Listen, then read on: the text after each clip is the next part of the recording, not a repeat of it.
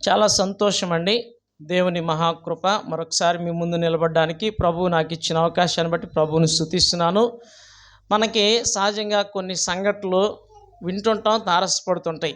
ఒకవేళ ఏ కుర్రోడైనా ఇంటరో, డిగ్రీయో, BTech complete చేసుకుని ఖాళీగా ఉన్నాడు అనుకోండి, ఎవరో పెద్ద ఆయన, ఒక టీచర్ గారో, ఒక బంధువో, అవునా, తెలిసిన ఆయనో, అవునా, ఏమయ్యా ఏం చేస్తున్నావు అని అంటే ఏం చేయట్లేదు అన్నాం అనుకోండి, అప్పుడు ఏమంటాడు, అవునా అయితే నాకు వారం రోజుల తర్వాత ఫోన్ చేయి, నేను నీకోసం ఏదన్నా జాబ్ చూస్తాను అంటాడు. అవునా కదండి? అప్పుడు వారం రోజులు పోయిన తర్వాత, సపోజ్ వచ్చే సోమవారం అనుకుందాం, అవునా, 2వ తారీఖుని ఫోన్ చేయమన్నాడు అనుకోండి, ఈ వ్యక్తి ఏం చేస్తాడు? ఖాళీగా ఉన్న వ్యక్తి తప్పనిసరిగా చేస్తాడు ఫోన్, ఎందుకంటే అవసరం కాబట్టి. అవునా, నువ్వు నాకు కనబడు, లేకపోతే నాకు జ్ఞాపకం చెయ్యి, అవునా అని నేను చేస్తున్న కంపెనీలో జాబ్ చూడడం, లేకపోతే మా కంపెనీలో మా ఆఫీసులో నీకు జాబ్ ఇవ్వడం, ఏదో చేస్తానంటాడు. అవునా కానీ జ్ఞాపకం చేయమంటాడు. ఏం చేయమంటాడు? జ్ఞాపకం చేయమంటాడు. జ్ఞాపకం చేయమంటాడు కానీ ఆయన మర్చిపోతాడా? మర్చిపోడు. కానీ ఈ వ్యక్తి, ఈ కుర్రోడు జాబ్ అవసరం అనుకోండి, అర్జెన్సీ ఉందనుకోండి, నీడ్ ఉందనుకోండి, తప్పనిసరిగా ముందే 2వ తారీఖుని చేయమన్నా 1వ తారీఖునే చేసేస్తాడు. సార్ రేపు ఫోన్ చేయమన్నారు, చేయమంటారా అని. అవునా, 9 గంటలకల్లా ఫోన్ చేయమన్నాడు, అవునా, 9కి ముందే ఫోన్ చేస్తాడు. అదే బాధ్యత లేనోళ్ళు, అవసరం లేనోళ్ళు అనుకోండి, అవునా, 2వ తారీఖు అయిపోద్ది, నెల కూడా అయిపోద్ది. కానీ ఆ వ్యక్తి, చేయమన్న వ్యక్తి ఎవరో కొంతమంది బిజీలో మర్చిపోతారు, కానీ నిజానికి ఆ కుర్రోడు ఫోన్ చేస్తాడా చేయడా అని వాళ్ళు కనిపెట్టుకుని ఉంటారు. 9 గంటలకు చేయమన్నాను, 9 గంటలకు చేస్తాడేమో అని కనిపెట్టుకుని ఉంటారు. ఆ టైంకి ముందే, లేకపోతే ఆ టైంకు ఒక 5-10 నిమిషాలు అటు ఇటుగా ఫోన్ చేశారు అనుకోండి, ఓహో ఈ కుర్రోడికి నిజంగా జాబ్ అవసరం అని ఒక అండర్స్టాండింగ్ వస్తుందన్నమాట. వచ్చి సరే నాన్న రేపురా, లేకపోతే ఎల్లుడిరా, లేకపోతే ఇప్పుడే రాని, ఏదో ఒకటి చెప్తూ ఉంటారు. అవును కదండి? సో అలాగూ మన దేవుడి విషయంలో కూడా దేవుడు కొన్నిసార్లు మనకి కొన్ని విషయాలు జ్ఞాపకం చేయమంటారు. అంటే దాని అర్థం దేవుడికి మతిమరిపు ఉందని కాదు. దేవుడు వాక్యంలో చాలాసార్లు నేను నిన్ను మరువను అంటాడు. అవునా కానీ? అంటే దేవుడికి మతిమరిపు ఉందా? లేదు. నాకు జ్ఞాపకం చెయ్యండి అని కూడా బైబిల్లో చెప్పాడు ఒకసారి. అంటే ఆయనకి మతిమరిపు ఉందనా? లేదు. మనకెంత బాధ్యత ఉంది, మనకెంత ఆసక్తి ఉంది అనేది దేవుడు చూడడం కోసము మనము ఆయనకి జ్ఞాపకము చేయాలి. దేవుడు చాలా సందర్భాల్లో నేను నిన్ను మరువను అని వాగ్దానం చేశారా లేదా? చేశారు. మరి మనం ఎప్పుడైనా దేవుడు నన్ను మర్చిపోలేదని చెప్పామా? చెప్పండి. దేవుడు చెప్పాడు, నేను నిన్ను ఎన్నడూ మరువనని చెప్పాడు. మరి భక్తులుగా, విశ్వాసులుగా, దేవుని బిడ్డలుగా దేవుడు నన్ను మర్చిపోలేదు అని ఎప్పుడైనా చెప్పామా అని నేను అడుగుతున్నాను. అలా చెప్పగలిగితే దేవుని స్తోత్రం, హల్లెలూయా. అలా భక్తులు చెప్పారు. దేవుడు చెప్పాడు, నేను నిన్ను మరువను, తల్లి అయినా మరచునేమో కానీ నేను నిన్ను మరువనని దేవుడు చెప్పాడు. దేవుడు నన్ను మర్చిపోలేదని కూడా భక్తులు చెప్పారు. దావీదు అంటాడు, ప్రభువు నన్ను తలంచుకొనుచున్నాడు. ఎవరు తలంచుకొనుచున్నారు? అవునా, పరలోకంలో ప్రభువు తలంచుకుంటున్న సంగతి ఈయనకి అర్థమైపోయింది. హల్లెలూయా. అర్థమైందండి? దేవుడు నన్ను మర్చిపోలేదు, మమ్మల్ని మర్చిపోలేదని భక్తులు చెప్పారు. సో ఇది నాన్న దేవుడికి మతిమరుపు లేదు. ఆయన జ్ఞాపకం చేయమంటాడు, ఆయన జ్ఞాపకం కూడా చేసుకుంటాడు, మనం కూడా జ్ఞాపకము చెయ్యాలి. అర్థమైందండి? అలాంటి పరిస్థితుల్లో నీవు నేను ఉన్నప్పుడు మన జీవితం బాగుంటుంది. హల్లెలూయా. అలా మనల్ని మర్చిపోని దేవుణ్ణి, ఆయనను మర్చిపోకుండా, ఆయన నన్ను మర్చిపోలేదు అన్న అనుభవంలోనికి మనం నడిపించబడేలాగిన దేవుడు మనకు సహాయం చేయను గాక. ఒక మాట చదువుకుని దేవుని వాక్యం ధ్యానించుకుందాం. 115వ కీర్తన చూడండి. 115వ కీర్తన 12వ వచనం ఒకసారి చదువుకుందాం. నాతో పాటు చెప్పండి. ఈ మాట, చిన్న మాట చెప్పండి చాలు. యెహోవా మమ్మును మర్చిపోలేదు, ఆయన మమ్మును ఆశీర్వదించును. చిన్న మాట ప్రార్థన చేసుకుందాం. తండ్రి మీకు వందనాలయ్యా, నేను నిన్ను మరువనని చెప్పి వాగ్దానం చేసిన దేవుడు నాయన, అలాగే మమ్మల్ని మీరు మర్చిపోలేదు కనుక, మమ్మల్ని ఆశీర్వదించారు కనుక అయ్యా మీకు వందనాలు, స్తోత్రం చెల్లిస్తున్నాం తండ్రి. ఈ అనుభవం నాలో మాలో నాయన ఇంకనూ ప్రభా అధికము చేసి మహిమ పొందమని ఈ ప్రార్థనకు ప్రతిఫలం దయచేసి నమ్ముచ్చు యేసయ్య నామములో ప్రార్థించి స్తుతించి బ్రతిమలాడి వేడుకొనుచున్నాము తండ్రి. ఆమేన్, ఆమేన్. ఈ మాట చెప్పాలంటే అంత తేలిక కాదు. ఏ మాట?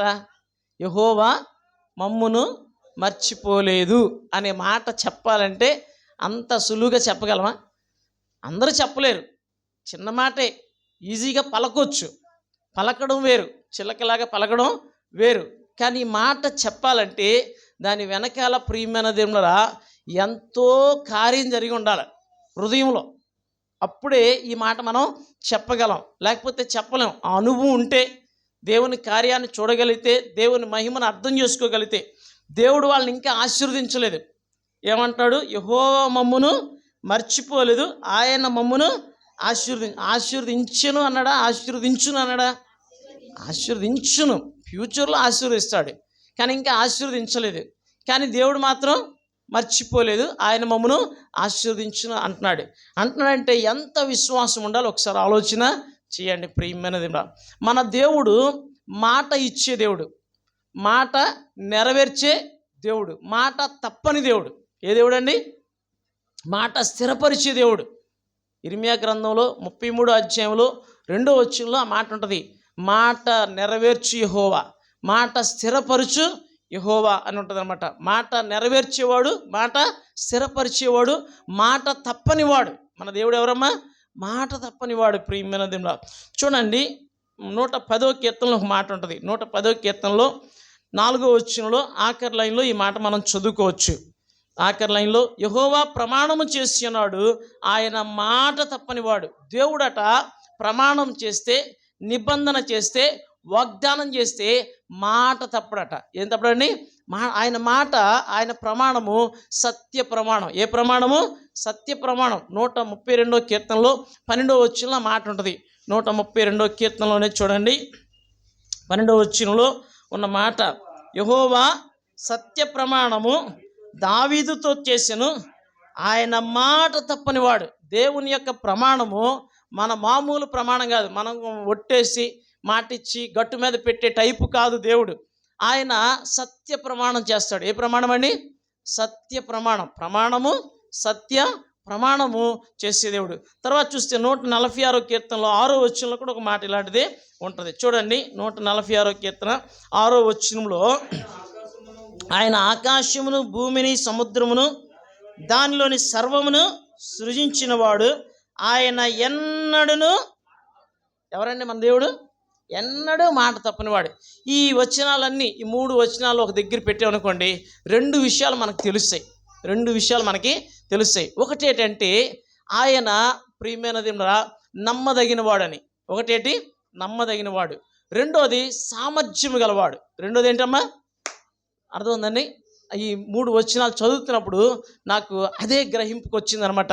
ఆయన మాట తప్పనివాడు, నమ్మకమైన వాడు. ఎవరండి ఆయన? దేవుడు నమ్మదగినవాడు, ప్రభు నమ్మదగినవాడని చాలా సందర్భాల్లో చాలా వాక్యాలు ఉంటాయి. సో దేవుడు నంబర్ 1 నమ్మదగినవాడు. రెండోది సామర్థ్యము. ఆయన భూమి ఆకాశములను సృజించినవాడు, భూమిని ఆకాశమును అందరి సమస్తమును సృజించినవాడు. ఆయన సామర్థ్యం కలిగినవాడు. అర్థమైందని మనం ఒక పాట పాడుతుంటాం, ప్రభువా నీవే నమ్మకమైన సామర్థ్యుడవు, ప్రభువా నీవే నమ్మకమైన సామర్థ్యుడవు, ఎంతో గొప్ప అద్భుతమైన ప్రశాంతుడా దయాళుడా, ఎంతో గొప్ప అద్భుతమైన ప్రశాంతుడా దయాళుడా, ప్రభువా నీవే నమ్మకమైన సామర్థ్యుడవు, ప్రభువా నీవే నమ్మకమైన సామర్థ్యుడవు. హల్లెలూయా. మన ప్రభు ఎవరు? నమ్మకమైన సామర్థ్యము గలవాడు. ఈ 2 దేవుడు మాట ఇచ్చాడని, నమ్మకమైన సామర్థ్యము గలవాడని మనం నమ్మితే ప్రియమైన దేవులారా, చూడండి 119వ కీర్తనలో ఒక మాట మనకు కనిపిస్తుంది. 119వ కీర్తనలోనికి రండి, 49వ వచనం చదువుకుందాం. 49వ వచనం, నీ సేవకునికి దయచేయబడిన మాట జ్ఞాపకము చేసుకునము, దానివల్ల నీవు నాకు నిరీక్షణ పుట్టించున్నావు. ఏమంటున్నాడండి భక్తుడు? నీ సేవకునికి దయచేయబడిన మాట. దావీదుకట దేవుడు మాట ఇచ్చాడట. ఏమిచ్చాడమ్మా? మాట ఇచ్చాడు. నిన్ను నీ సంతానాన్ని నిత్యము ఆశీర్వదిస్తాను మాట ఇచ్చాడు. ఆ మాట జ్ఞాపకం చేసుకొని భక్తులు ప్రార్థన చేశారు. అర్థమైందండి? దేవుడు మాట ఇచ్చాడు, ఆ మాటను జ్ఞాపకం చేసుకొని ప్రార్థన చేస్తున్నారు. ఆ మాట వలనట వాళ్ళకి నిరీక్షణ పుట్టిందట. ఏం పుట్టిందమ్మా? నిరీక్షణ. దేవుడు మాట ఇచ్చినప్పుడు మాట మీద నమ్మిక ఉంచుతాం. ఆ నమ్మకం ఏం చేస్తుందంటే నిరీక్షణ కలుగు చేస్తుంది. అంత మాత్రమే కాదు, ఆ మాట మనకి నెమ్మది ఇస్తుంది. చూడండి 50వ వచనంలో ఏముంది? నీ వాక్యము నన్ను బ్రతికించి ఉన్నది, నా బాధలో ఇదే నాకు నెమ్మది కలిగిస్తుంది. దేవుడిచ్చిన మాటట మనల్ని బ్రతికిస్తుందట, మనకు నెమ్మది ఇస్తుందట, మనకు నిరీక్షణ ఇస్తుందట, మనకు విశ్వాసం ఇస్తుందట, మనకు ఓర్పునిస్తుందట. హల్లెలూయా! విశ్వాసం ఉండబట్టే కదా యెహోవా మమ్మును మర్చిపోలేదని చెప్పారు. మామూలుగా చెప్తారమ్మా, విశ్వాసం ఆయన అన్ని మర్చిపోయాడని అంటాం కొన్నిసార్లు. అవునా? కొంతమంది మనం చాలా కాలం తర్వాత కనిపిస్తుంటాం. కల్పించినప్పుడు బ్రదర్ బాగున్నారా అంటే మనం తెల్లముఖం వేసి చూస్తాం. వాళ్ళు ఎక్కడో చూసాము, ఎప్పుడు చూసాము, పేరు అవన్నీ గుర్తుకు రావు. అవునా? వాళ్ళు 2-3 సంఘటనలు చెప్పాక brother praise Lord, sister praise Lord అంటే మర్చిపోతాం. అవునా కదండి? సో అలాగూ ప్రియమైన దేవులారా, దేవుడు మర్చిపోలేదు. ఎవరు మర్చిపోలేదండి? దేవుడు మర్చిపోలేదు. దేవుడు మర్చిపోలేదు అన్న సంగతి భక్తుడికి అర్థమైంది. ఆ విషయం మనకు అర్థమైందా? మనకు అర్థమైతే ధన్యులమే. హల్లెలూయా! యెహోవా మమ్మును మర్చిపోలేదు అని చెప్పేసి మనం చెప్పగలిగితే, అవునా, నిరీక్షణ కలిగి జీవిస్తాం, నెమ్మది కలిగి జీవిస్తాం. మనం చనిపోం, పడిపోం, తిరిగి లేస్తాం. హల్లెలూయా! అర్థమవుతుందండి? అందుకే ఆ విశ్వాసం మనకి ఉండాలి, ఆ నిరీక్షణ మనకి ఉండాలి. ఎందుకంటే ఆ మాట ఇచ్చింది ఎవరండి? నమ్మదగినవాడు. మాట ఇచ్చింది ఎవరు? నమ్మదగినవాడు. ఇంకోటి ఆ మాటలు 2 మాటలు గుర్తుపెట్టుకోండి. ఆ మాటలు 2 గుర్తుపెట్టుకోవాలి. మనకు మాట ఇచ్చింది ఎవరు? నమ్మకమైన సామర్థ్యము గల ప్రభు ఇచ్చాడు. హల్లెలూయా! ఆ మాట ఆయన ఎన్నడూ తప్పడు. ఆయన సత్య ప్రమాణము చేశాడు, మాట తప్పనివాడు. ఆ మాటను బట్టి మనం ప్రార్థన చేయాలి. జ్ఞాపకం చేయడం అంటే ఏంటి? జ్ఞాపకం చేయడం అంటే ఏంటి? అవునా? రిమైండ్ చేయడం. అవునా? సార్ నన్ను ఫోన్ చేయమన్నారు, నన్ను రమ్మంటారా అని ఫోన్ చేయడం, రిమైండ్ చేయడం అనమాట. ఇప్పుడు దేవుడు నీకు వాగ్దానం ఇస్తే, దేవుడు నీతో నిబంధన చేస్తే దేవుడు జ్ఞాపకం చేసుకుంటాడు, నువ్వు కూడా జ్ఞాపకము చేస్తూ ఉండాలి. అప్పుడే నీ సమస్యలు మధ్యలో ఆగిపోతాయి. హల్లెలూయా! చూడండి, ఆదికాండంలోనికి రండి. ఆదికాండం 9వ అధ్యాయంలో 15వ వచనంలో నోవాహు కుటుంబంతో ప్రభువు మాట్లాడుతూ వారితో నిత్య నిబంధన చేస్తాడనమాట. చూడండి 9వ అధ్యాయము 15వ వచనం చదవండి.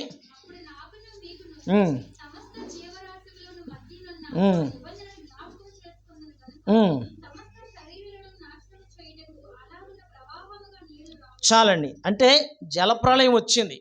అవునా? భయంకరంగా అన్ని ప్రపంచంలో కొండలన్నీ మునిగిపోయి, అర్థమండి, నీళ్లు 150 మూరల పైన ఇంకా పైకి వెళ్ళిపోయి, చాలా రోజులు ఓడ నీటిలోనే ఉంది. చాలా రోజుల తర్వాత అరారాతు కొండ మీద ఆ యొక్క ఓడ దిగి ఆగిందనమాట. అది ఒక్కటే ప్రపంచంలో ప్లెయిన్గా ఉన్న కొండ లాంటిది అనమాట. అలాంటి కొండ మీద అక్కడ ఆగింది ప్రియమైన దేవునిలారా. ఆగితే అక్కడ వాళ్ళు మళ్ళీ తర్వాత కొన్ని రోజులు ఆగి నీళ్లు ఎండిపోయిన తర్వాత కిందకు వచ్చారు. ఆ టైంలో దేవుడు వాళ్ళతో నిబంధన చేశాడు. ఏం చేశాడండి? నిబంధన చేశాడు. ఎప్పుడు కూడా ఇలాగ నేను జలప్రళయం రప్పించునని. మనం చాలాసార్లు ఆకాశంలో ఇంద్రధనుస్సు చూసి ఉంటాం. ఇంద్రధనుస్సులో 7 రంగులు ఉంటాయి. అవునా కానీ? బాగా వర్షం వచ్చి ఏంటండి ఆగిపోయిన తర్వాత ఇంద్రధనుస్సు ఆకాశంలో కనబడుతుంది. ఎప్పుడైనా మీరు చూసారా? అందరం చూసాం కదండి. ఎవరు పెట్టారు? అది దేవుడు పెట్టాడు. హల్లెలూయా! దేవుడు ఏం చేశాడంటే ఆ ఇంద్రధనుస్సును పెట్టాడు. అంటే ఎక్కువ వర్షం పడతా ఉండగానే ఇంద్రధనుస్సు ఆకాశంలో కనబడగానే దేవుడు జ్ఞాపకం చేసుకుని, ఈ నిబంధన జ్ఞాపకం చేసుకుని, ఈ వాగ్దానం జ్ఞాపకం చేసుకుని ఇంక చాలు అన్నట్టుగా ఆగుతాడు అనమాట. హల్లెలూయా! ఎప్పుడైనా శిక్ష పంపించాల్సి వచ్చినప్పుడే వరదలు సునామీలు వస్తాయి తప్ప లేకపోతే రావు. అర్థమైందండి? వెంటనే దేవుడు ఆగిపోతాడు. అయితే అలాగే ఎప్పుడైనా సరే నిజంగా మన జీవితంలో ఇలాంటి వరదలు తుఫాన్లు వస్తున్నాయి అనుకోండి, మనం గనక ప్రభువా నీవు నిబంధన చేసావు కదా ఇలా ఎప్పుడు పంపించనని అని ఒకవేళ ప్రార్థన చేసుకోవాలి. కానీ దేవుడు తన నిబంధన జ్ఞాపకం చేసుకుని వెంటనే మన జీవితంలోనికి రెయిన్బో పంపిస్తాడు. హల్లెలూయా. ఒక ఇంద్రధనస్సును పంపిస్తాడు. అర్థమవుతుందండి? అది దేవుని నిబంధనకు గుర్తు, దేవుని కృపకు గుర్తు. అర్థమవుతుందండి? దేవుని నమ్మకత్వానికి గుర్తుంది. అర్థమవుతుందండి? వెంటనే మన జీవితంలో కూడా వరదలు వస్తాయి, వర్షాలు వస్తాయి, తుఫాన్లు వస్తాయి, ఏవో వస్తుంటాయి. ప్రార్థన చేసాం అనుకోండి, ఈ మాటను జ్ఞాపకం చేసుకుని దేవుడు ఆపేస్తాడు. హల్లెలూయా. అంతే, టక్మని ఆగిపోతాయి. అందుకే దేవుడు అంటాడు యెషయా గ్రంథం 54వ అధ్యాయంలో 9వ వచనంలో మాట ఉంటుంది. యెషయా గ్రంథం 54వ అధ్యాయంలో 9వ వచనంలో, నోవాహు కాలమున నేను ఒట్టు పెట్టుకున్నట్లు ఇప్పుడు కూడా ఒట్టు పెట్టుకుంటున్నాను, నీ మీద కోపముగా ఉండననియు నిన్ను గద్దింపననియు నేను ఒట్టు పెట్టుకొనుచున్నాను. సో నోవాహు కాలంలో దేవుడు చేసినట్లట ఇప్పుడు కూడా చేస్తున్నట. జలములు భూమి మీదకి రావని ఎలాగైతే నేను వాగ్దానం చేశానో అలాగే నీ మీదకి శ్రమలు రావని, ఒకవేళ వచ్చినా నువ్వు ప్రార్థన చేసుకుంటే నా మాట, నా నిబంధన, నా ప్రమాణం జ్ఞాపకం చేసుకుంటాను అని చెప్పేసి దేవుడు చెప్తున్నాడు. కానీ మనం ఆ శ్రమలకు అలవాటు పడిపోయాం, కానీ శ్రమలో ప్రార్థన చేయడం అలవాటు చేసుకోలేదు. ఏం అలవాటు చేసుకోలేదు? శ్రమల్లో అవునా, శ్రమలకు అలవాటు పడిపోయాం. అవునా, మన పాస్టర్ గారు ఆయన చెప్పారు, ఏమని, నీకు 7 సంవత్సరాలు ఎడతెరిపి లేకుండా శ్రమలు వస్తాయి అన్నారట. అయితే 7 సంవత్సరాల తర్వాత అవునా శ్రమల నుంచి విడుదల పొందుతామంటే విడుదల అలవాటు పడతాం అంట. అలవాటు పడుతున్నాం తప్ప శ్రమల నుంచి విడుదల పొందట్లేదు. ఏం పొందట్లేదు? శ్రమల నుంచి విడుదల పొందాలి. విడుదల పొందాలంటే ఏం చేయాలి? ఆ మాట, దేవుడిచ్చిన మాటను దేవునికి జ్ఞాపకం చేయాలి. ఏం చేయాలండి? జ్ఞాపకం చేయాలి. ఒక భక్తుడు అలాగే చేస్తున్నాడు. చూడండి, 2వ దినవృత్తాంతాల గ్రంథం 6వ అధ్యాయంలోనికి రండి. జ్ఞాని అయిన సొలొమోను దేవునికి జ్ఞాపకం చేస్తున్నాడు. 2వ దినవృత్తాంతాల గ్రంథం 6వ అధ్యాయం చూడండి. 6వ అధ్యాయము 42వ వచనం చదువుదాం. 42వ వచనంలో, దేవా యెహోవా, నీ చేత అభిషేకము నొందిన వారికి పరాన్ముఖుడవై ఉండకము, నీవు నీ భక్తుడైన దావీదునకు వాగ్దానం చేసిన కృపలను జ్ఞాపకం చేసుకును. దావీదుకు దేవుడు ఏదైతే వాగ్దానాలు చేశాడో ఆ వాగ్దానాలన్నీ జ్ఞాపకం చేసుకుని ఆయన అని చెప్పేసి సొలొమోను ప్రార్థన చేశాడు. దేవుడు జ్ఞాపకం చేసుకున్నాడు. హల్లెలూయా. అర్థమవుతుందమ్మా? కాబట్టి దినాన మనం ఏం చేయాలంటే ప్రార్థన చేయాలి, దేవుడికి జ్ఞాపకము చేయాలి.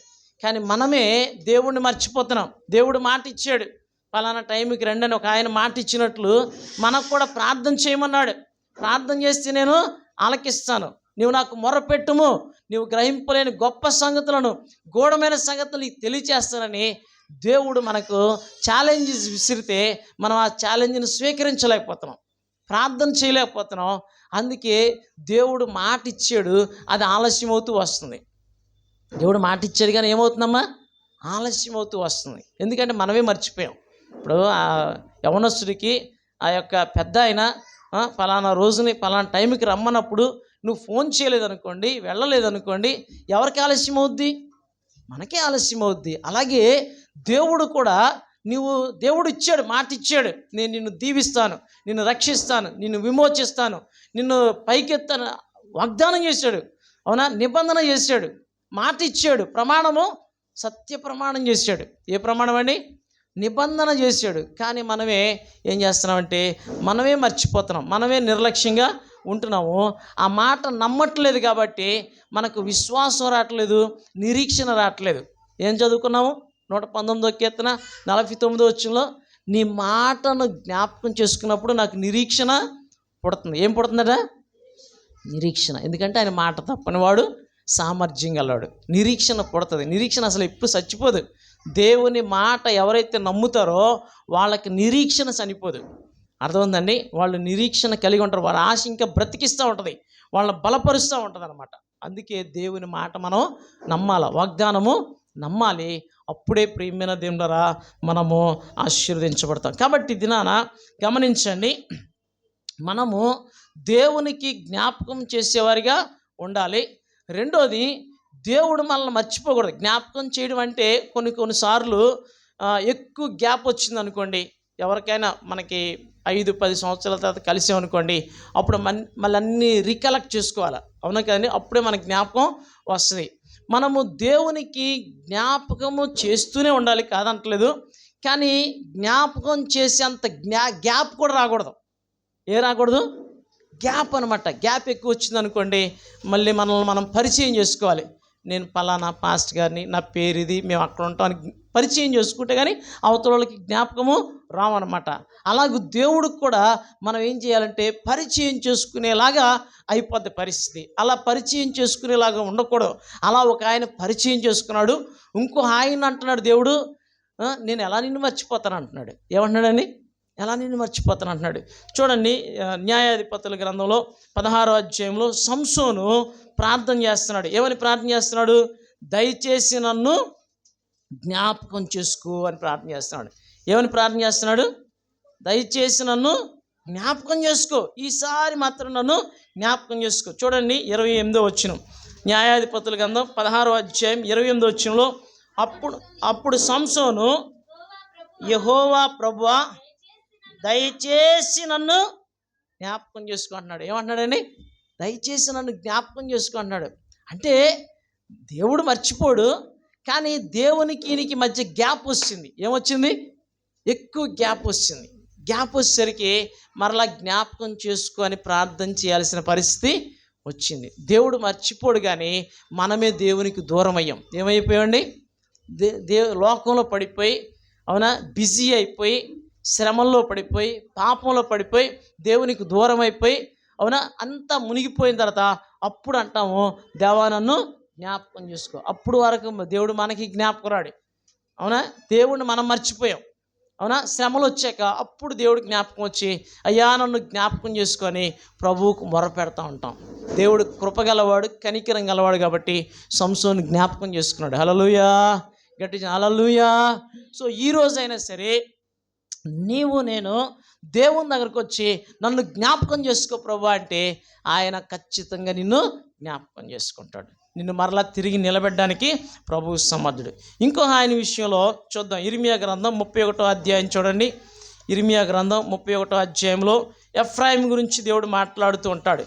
ఇర్మియా గ్రంథం 31వ అధ్యాయము 20వ వచనంలో, ఎఫ్రాయిము నాకు ఇష్టమైన కుమారుడా, నాకు ముద్దు బిడ్డ, నేను అతనికి విరోధముగా మాట్లాడునప్పుడల్లా అతని జ్ఞాపకము నన్ను విడువకున్నది, అతని గూర్చి నా కడుపులో చాలా వేదనగా ఉన్నది, తప్పక నేను అతని కరుణించును, ఇదే యెహోవా వాక్కు. ఏమంటున్నాడు దేవుడు? ఎఫ్రాయిము అంట దేవునిలో చాలా చక్కగా ఉన్నాడట, కానీ తర్వాత దేవునికి విడిచి దూరం అయిపోయాడు, విగ్రహ పూజ చేశాడట. ఏం చేశాడని? ఎఫ్రాయిము బొమ్మలతో నీకేంటి పని, విగ్రహాలతో నీకేంటి పని అని చెప్పేసి అంటున్నాడు. అయితే ఎఫ్రాయిం చూపించిన ప్రేమ, ఆ భక్తి, ఆ సమర్పణ, ప్రియమైన దేవుని బిడ్డలారా, దేవుడట మర్చిపోలేకపోతున్నాడట.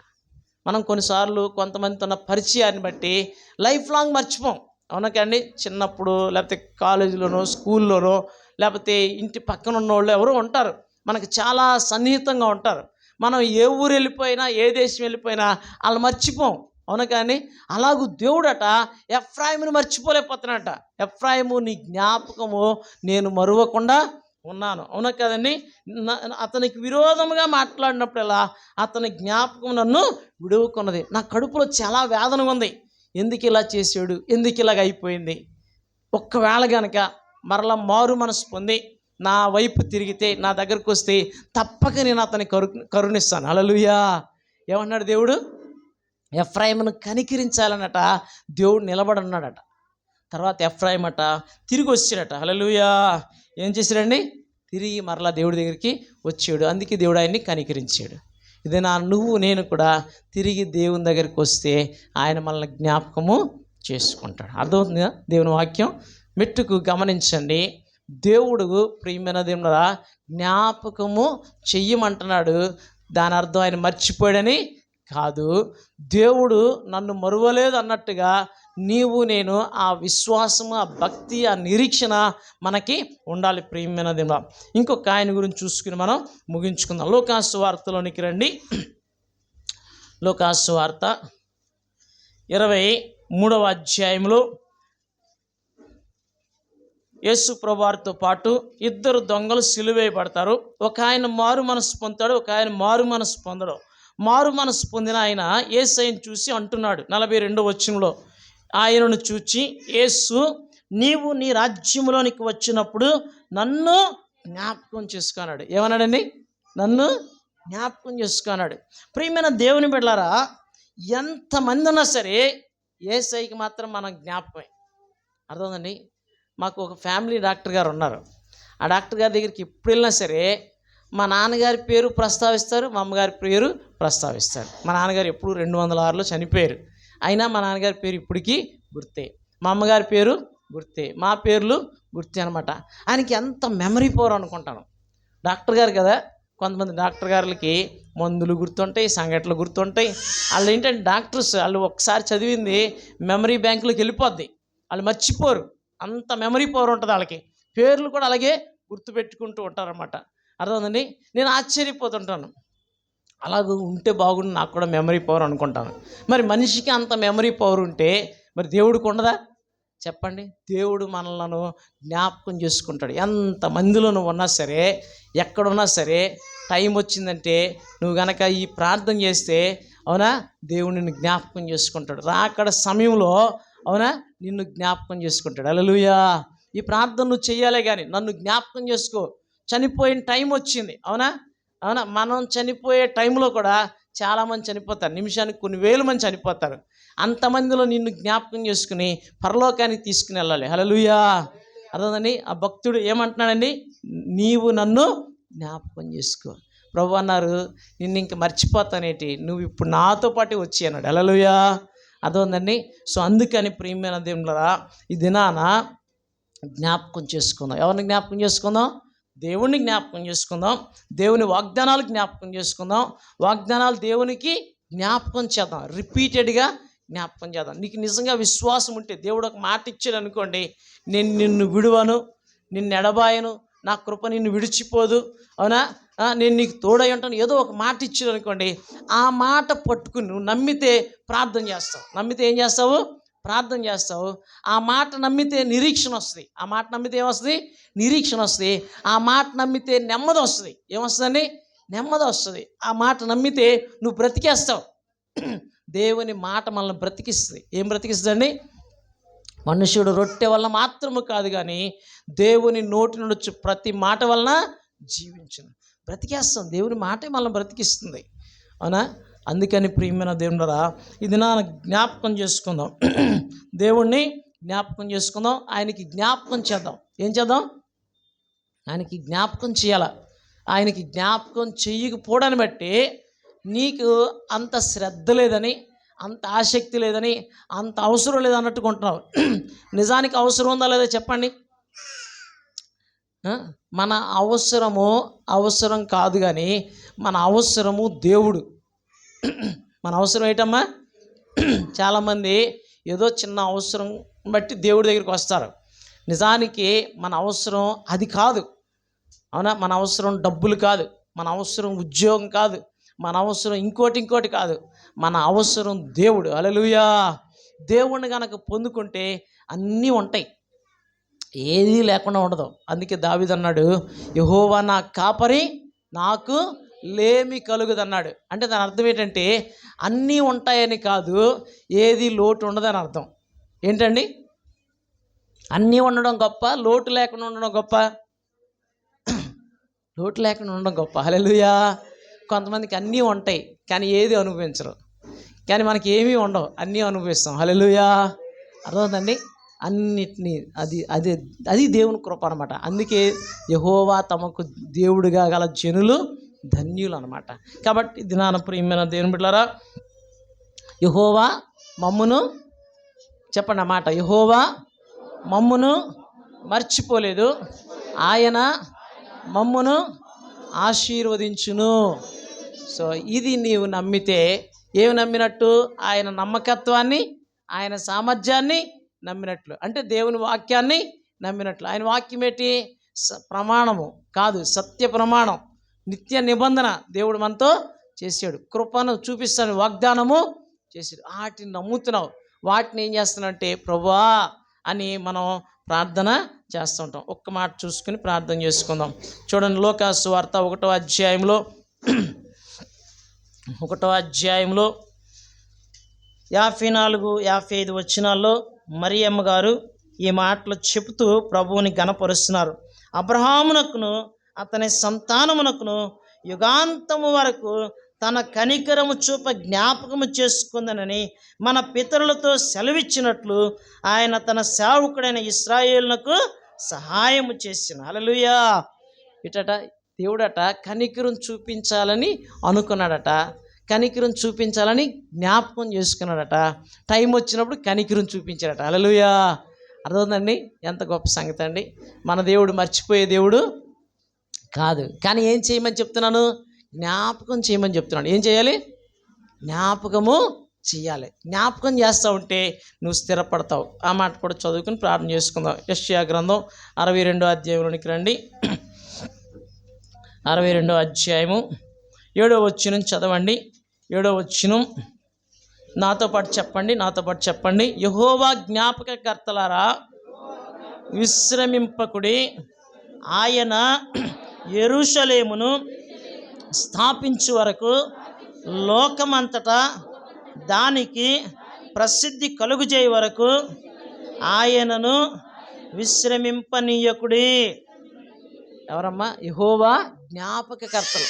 ప్రభా మమ్మల్ని దీవిస్తానన్నావు, మా దేశాన్ని దీవిస్తానన్నావు, మా పట్టణాన్ని దీవిస్తానన్నావు, మా సంఘాన్ని దీవిస్తానన్నావు, మా కుటుంబాన్ని దీవిస్తానన్నావు, నన్ను దీవిస్తానన్నావు అని చెప్పేసి జ్ఞాపకం చేయాలట. ఏం చేయాలమ్మా? జ్ఞాపకం చేయాలి. ఎప్పుడు వరకు జ్ఞాపకం చేయాలి? యెరూషలేమును స్థాపించే వరకు, ఆయన తన వాగ్దానము నెరవేర్చేంత వరకు, మనల్ని ఆశీర్వదించేంత వరకు, మనల్ని వాడుకునేంత వరకు ఆయనను విశ్రమింపనీయకూడదు. ఎవరినండి? మనం విశ్రమించకూడదు, దేవుడిని అమ్మో వీళ్ళకి ఇచ్చిన మాట నెరవేర్చేంత వరకు జలగలాగా వదలరు అని దేవుడు అనుకోవాలి. ఏమనుకోవాలి? కొన్నిసార్లు ఏదైనా మాట ఇస్తాం, అవునా, మనకే కొన్నిసార్లు చేయలేని పరిస్థితి వస్తాయి. వాళ్ళు మాత్రం ఫోన్ల మీద ఫోన్లు చేసి తింటూ ఉంటారు. అవునా కదండి? అవునా కదమ్మా? చెప్పేళ్ళయ్యా, ఇస్తానయ్యా, చేస్తానయ్యా, ఆగయ్యా అన్నా కూడా అస్సలు ఆగరనమాట. అలాగూ మనం దేవుడిని అట విశ్రమింపనీయకూడదట. ఏం చేయకూడదు? విసుగాక ప్రార్థన చేస్తామంటే ఆయనే విసిగిపోయి సర్లే తీసుకో ఎందుకు అని చెప్పి ఇస్తాడు. హల్లెలూయా. చేస్తాడు, టైం వచ్చినప్పుడు చేస్తాడు. అందుకని యెహోవా జ్ఞాపకకర్తలారా విశ్రమింపకుడి. అందుకని ఇది నువ్వు నిజంగా దేవుని వాక్యాన్ని, వాగ్దానాన్ని, నిబంధనని నమ్మితే నువ్వు ప్రార్థన చేయకుండా ఉండలేవు. అది నేను చెప్పాలనుకున్న మాట.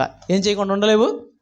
ప్రార్థన చేయకుండా ఉండలేవు. ప్రార్థన చేయట్లేదంటే నీకు దేవుడు మాట మీద నమ్మకం లేదు, నీకు దేవుడు అవసరం లేదు, నీకు ఏ అవసరం లేదు, ఇలాగే పోతావు. అందుకే అలా కాదు. మనం ఇప్పుడైనా సరే మనం ఏం చేద్దామంటే దేవుని మాట నమ్ముదాం. ఏమి నమ్ముదామండి? దేవుని వాగ్దానాలు నమ్ముదాం, వాగ్దానాలు పొందుకుందాం. ప్రార్థన చేసుకున్నప్పుడు వాగ్దానాలు ఇస్తాడు. వచ్చిన వాగ్దానాల్ని నెరవేర్చబడేలాగా ప్రార్థన చేయాలి. దేవుడు వాగ్దానాలు నెరవేరుస్తాడు. అప్పుడు దేవుని స్తుతించాలి. హల్లెలూయా. ఈ ప్రక్రియ కొనసాగుతూ ఉండాలన్నమాట. అట్టి స్థితిలో దేవుడు మనలను ఉంచునిగాక. లేచి నిలబడండి, ప్రార్థన చేసుకుందాం. అయ్యా అయ్యా, వాగ్దానం లేని ప్రజలుగా అనేక మంది ఉన్నారు, నిబంధన లేని జనులుగా అనేక మంది ఉన్నారు. అయ్యా నిరాశతో ఉన్నారు, నిస్పృహతో ఉన్నారు తండ్రి. అయ్యా మీరు ప్రాణం పెట్టారని, వాగ్దానం ఇచ్చారని, ఆత్మనిచ్చారని నమ్మలేకపోతున్నారు తండ్రి. అయ్యా మమ్మల్ని, మా అవిశ్వాసాన్ని క్షమించండి అయ్యా. అయ్యా కొన్నిసార్లు తెలిసి కూడా నమ్మలేకపోతున్నాము తండ్రి. అయ్యా కనికరించండి ప్రభువా. ఈ రోజు నుంచి నాయన భక్తుడైన దావీదు నాయన మీ వాక్యమును, వాగ్దానమును, అయ్యా నిబంధన నమ్మాడు ప్రభువా.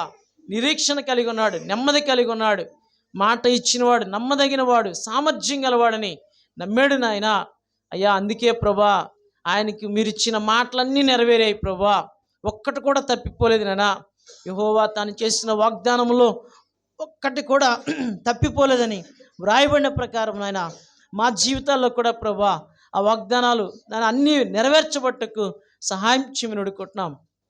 ఈ రోజు నుంచి ప్రభా విశ్రమించకుండా ప్రార్థన చేయడానికి, జ్ఞాపకం చేయడానికి, మీరు ఇచ్చిన మాటను ప్రభా పొందుకునేలాగా ప్రభా వాటిని బట్టి ఆనందించి మిమ్మల్ని స్తుతించులాగున మీ కృప నాకు మాకు దైత్యమని అడుక్కుంటూ ఈ ప్రార్థన అంగీకరించారు నమ్ముచు యేసయ్య నామములో ప్రార్థించి స్తుతిస్తున్నాము తండ్రి. ఆమేన్, ఆమేన్.